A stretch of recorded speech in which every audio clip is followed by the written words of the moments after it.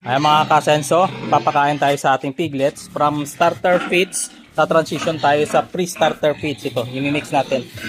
I-mix mo na lahat. Ayan, tapos lagyan mo na yan, punuin mo na. Punuin mo na yan. Ayan, tuturuan natin yung ating leading lady na magpakain ng ano. Ito po, starter feeds. Nag-mix po tayo ng pre-starter feeds. Ayan po, pupunta tayo doon kay sa ating piglets. Ito po yung ano namin. Papakainin natin ng pre-starter ito. Ayan, angat mo lang. Ayan. Nilagyan natin ito po yung natira naming piglets.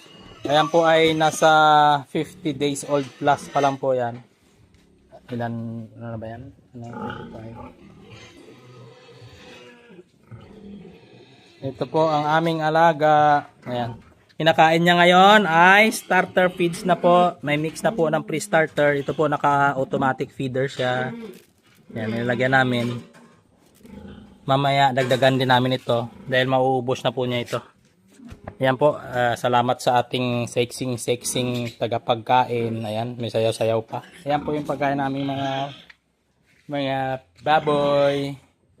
Mama Pro Developer, Starter at Grower.